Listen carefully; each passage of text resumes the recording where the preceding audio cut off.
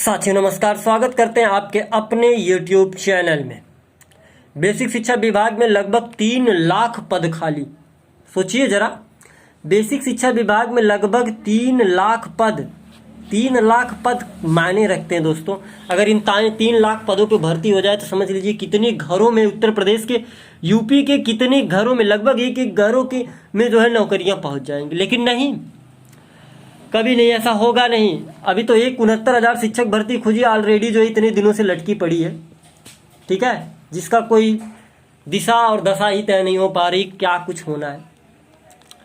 खैर, आपको हम इस पे चर्चा का विषय का हिस्सा बनाते हुए बेसिक शिक्षा विभाग में 3 लाख पद खाली हैं उस पर चर्चा कर लें और आपको बता दें कि कैसे ये पद खाली है। एक डाटा प्राप्त हुआ हमें, तो चलिए फटाफट हम आपको वो डाटा दिखा दें कि कैसे बेसिक शिक्षा विभाग में लगभग 3 लाख के आसपास पद जो है वो खाली पड़े हैं। लेकिन सरकार उस पर बिल्कुल ध्यान नहीं देती। उनको पता है कि अगर इन 3 लाख पदों पे हम भर्ती कर देंगे, इन 3 लाख पदों पे अगर हमने भर्ती कर ली तो 3 लाख के हिसाब से आप मल्टीप्लाई करेंगे तो सरकार के ऊपर कितना लोड पड़ेगा, और वो लोड लेना नहीं चाहते। चाहे तो युवा मर जाए भूख से, लेकिन उन्हें कोई मतलब नहीं, ठीक है, उन्हें कोई मतलब नहीं है आपके नौकरी से, ठीक है। खैर, ये डाटा आप देख लीजिए ताकि आप ये जानते रहिए, आपके संज्ञान में रहे कि नहीं अभी भी बेसिक में सीटें खाली हैं। जो ये कहते हैं कि सीटें है ये नहीं है तो हम नौकरियां कहाँ से देंगे, तो उनके लिए हम बता दें कि देखिए किस प्रकार से सीटें खाली। एक डाटा हमें प्राप्त हुआ, वो डाटा देखिए आप। डाटा ये कहता है कि यूपी बेसिक शिक्षा विभाग परिषद के 1,58,914 प्राथमिक उच्च प्राथमिक स्कूलों में सहायक अध्यापकों के, प्रधानाध्यापकों के 1,41,000 पद खाली हैं। 69,000 सहायक भर्ती को छोड़ करके ये बात बताई जा रही है।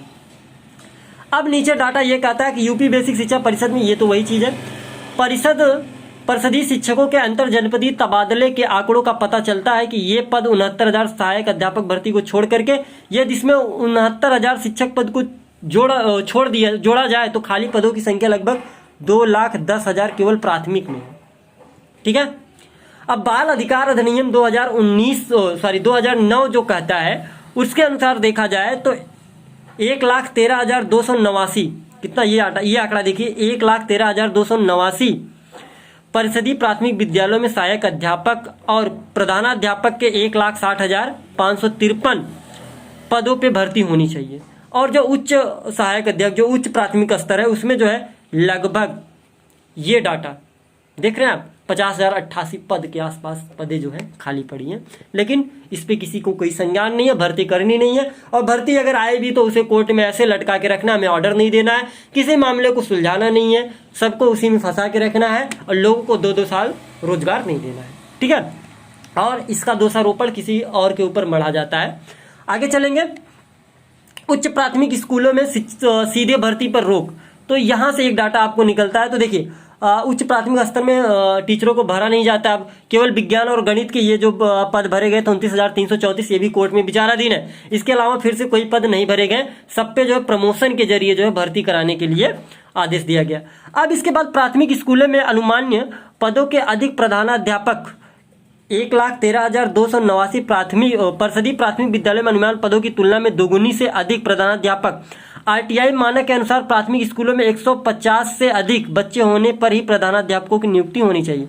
हालांकि जिन स्कूलों में पहले से प्रधानाध्यापक है उन्हें नहीं हटाने का आदेश सरकार ने दे रखा है, लिहाजा प्रधानाध्यापकों के 2,22,444 पद अनुमान्य है। लेकिन वर्तमान में 68,191 प्रधानाध्यापक कार्यरत है।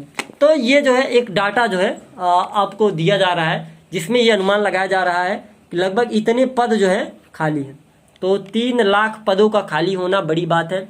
अगर इस पे सरकार और चाहे कि हमें भर्ती करनी है तो समझ लीजिए कितने घरों में रोशन हो जाए और लोगों की खुशियां वापस आ जाए। लेकिन नहीं, भर्ती नहीं करनी है हमें। 69,000 ये मान के चलिए, जब तक 69,000 क्लियर नहीं होगा तब तक नई भर्ती की कोई विज्ञप्ति नहीं आएगी, ये क्लियर है।